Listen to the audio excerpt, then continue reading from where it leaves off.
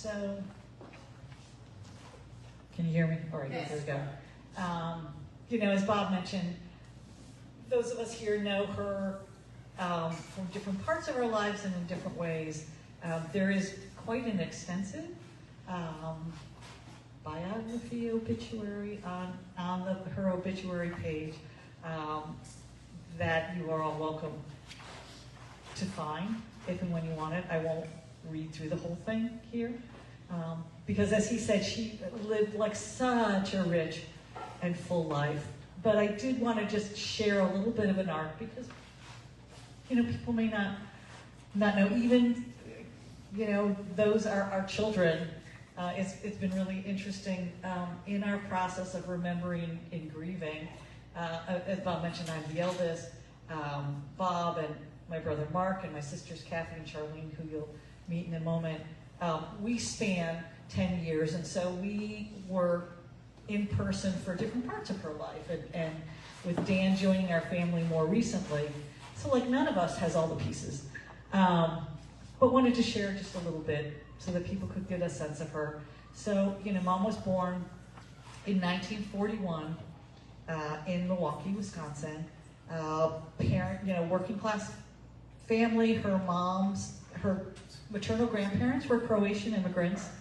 Her immediate family was just her and her brother, who was quite a bit younger, but very loving, connected, extended family. Both her mom and dad came from large families, and so many, many cousins that she was very involved with. Her parents, I don't think either one of them ever attended college, yet they were very committed to excellence in what they did. Her father was a leader. He was a union leader in his place of work, and I'm embarrassed to say that I don't remember. Alice Chalmers, which is Tractor Supply. Anyway, thank you. See, it takes a village. He was also a jazz enthusiast and audiophile, and my brothers will remember, the girls probably not so much, he had reel-to-reel tapes and lots of fancy equipment, especially for the time. Also a very gifted photographer with a dark room in their basement, and the photos over here, there are not many people from Barb's generation that have these many printed, beautiful photos. Her dad took those. And you'll see he got his family to model. Anyway, I'm going to talk about my grandmother now. Her mom was a professional. She worked in healthcare, as a receptionist at various times, but she was working pretty much through the time my mom grew up. She was also a very talented seamstress, made a lot of her clothes, and some of the ones in the photos that are there. Was always learning, always when I knew her, she was always taking classes, doing different things, and incredibly elegant. She would come visit us and she would never come down for breakfast until she put her face on. Very, had high expectations for themselves and for their children. And you can see, my mom, with both her commitment to music, the standard she had for her son's self, the elegance and beauty and poise that she had, really manifest a lot of that. She, to the point of, don't tell her she can't do something. The lore, go ahead, which I heard from her, was that as a young, kindergarten, first grade, second grade, someone told her she couldn't sing. And so she really took issue to that. In response, her parents made sure she got piano lessons, and she trained, very diligently in piano, yet, as is documented well, if you haven't had a chance to look at the pictures, and pursued that. They wanted her to go to college. She did attend Alverno College as a music education major, almost graduated, but then she met this very talented, dashing in a very talented kind of way. Sorry. Love you, Dad. Pianist who came, my father, Robert Sturbank, Bob, another Bob, visiting from John Carroll University, their Glee Club came to Milwaukee, and they did a joint concert. We even have programs there. And I don't remember, it's in the program, I should have prepared, what he played as part of that concert, but blew her away. And Barbara, not being shy, at the mixer, after the concert, like went right up to him on the dance floor to just tell him how impressed she was with this, and like, what's a guy to do? So he invited her to dance, and like the rest is history. And she fell in love and dropped out of, they courted for a year long distance, and that was, tougher to do then than it is now. And so she moved then after her third year. Bob was graduated and working, and she moved to Cleveland and started her family there. And really jumped into life, as she does to all things, raising her children. There's 5 of us over 10 years, and did all the things. She was the room mother. She helped, volunteered with the music teachers, sewed Halloween costumes and other clothes. She made a couple really memorable leisure suits for my dad when those were big. Was always baking cookies and cakes and making things welcome for our friends, and really making a very warm home, and was involved in music. So, I came along 9 months after my parents got married. So was there in the early days. I do not remember a time that she was not conducting a choir. So she got involved with the community choir, the Selrick Singers. They then had a more select show choir with that. She was involved with church choirs. As time went on, got involved with the Little Theater when my sisters did. Went back to school. Got first a degree in arts management, worked in that for a couple of years, then went on to teach and taught, was a high school choir director, did show choirs, they traveled, they won competitions, very active career, shepherding young people and helping them stretch themselves and develop their talents and find joy in music, which gave so much joy to her. When she finally, got to the point where it's like, oh man, this is a lot of work. I would like to do some other things, and she retired. She started a whole new chapter. She and my dad had separated, and she and Dan, and Dan welcomes you. He can't hide back here. I know you all have said hi to him. Started their life together in Cleveland, and she actually did live with me for a hot minute, for like 5 minutes in Williamsburg. Even in the time she was there, it was 5 months really, not 5 minutes, but even in that short time, she joined the Williamsburg Choral Guild and Bruton Parish Church Choir, and no one would need to know, but Bruton Parish is one of the earliest churches in colonial Williamsburg. So she didn't miss a minute that she was involved, but came back to Cleveland and jumped right in with the Singing Angels. And how many years, Dan? 10 years with the Angels. Until then, in fact, there was a group of Singing Angels that came and sang at their wedding and serenaded them, which meant a great deal to her. They ultimately were enticed down to sunny Florida, because Cleveland, for those of you who live in Atlanta, Cleveland is pretty snowy in winter. Yeah.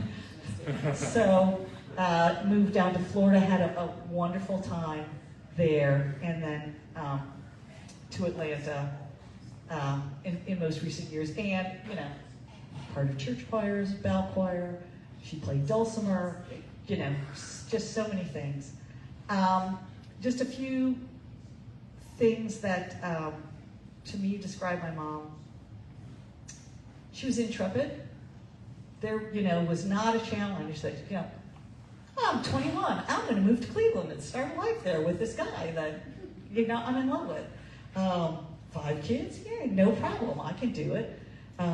Moving to Florida, I'm not even out of college. I'm 21, but I could be the director of this community choir. She just would jump in, like nothing intimate. I can organize everybody and put them in the van. Determined. If there was something that she wanted, that felt important to her, she would do it and she would pursue it until she got there. She was often looking to serve, whether it was coming to help me out when my kids were born, or volunteering in the community and trying to take care of any of us. Very much looking to serve. She loved beauty. She loved nature. Sitting out on her balcony. In Florida, she would feed the birds because the parrots would come. Really, and even when she was sick, the last months of her life, sitting out on the porch and on their 4th floor balcony, had a hummingbird feeder, and the hummingbirds would come up and see her.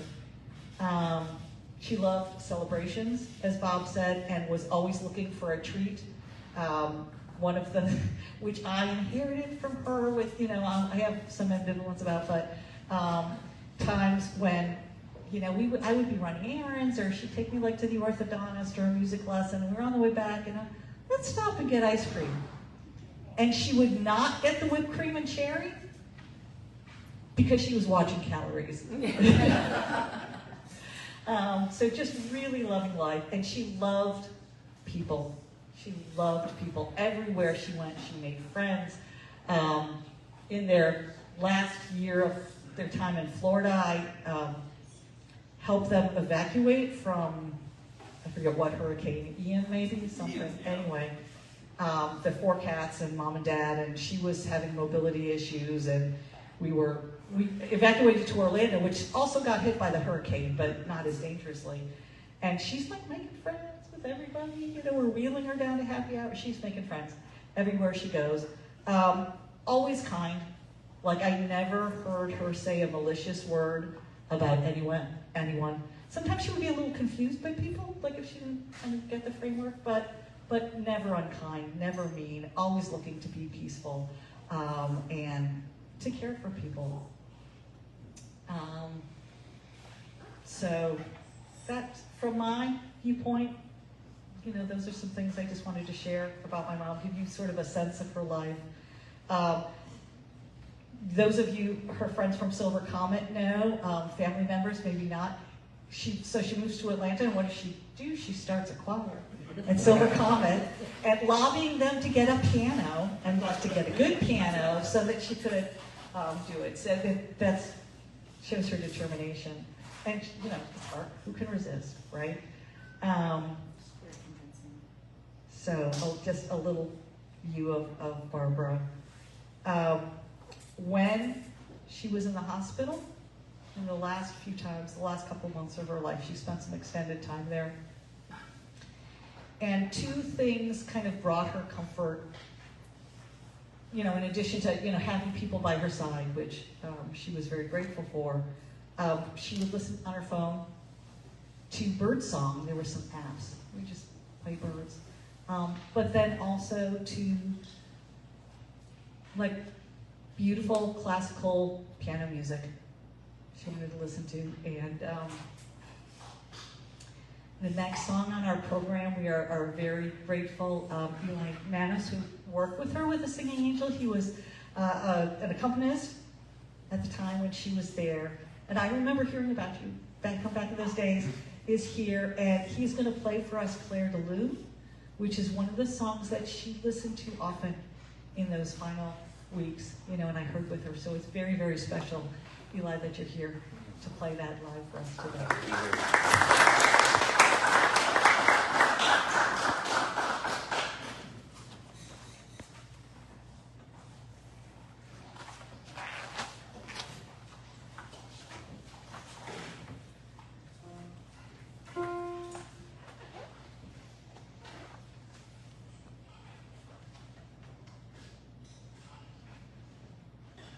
If you need me to turn it up, just do that. And if you need me to turn it down, just do it.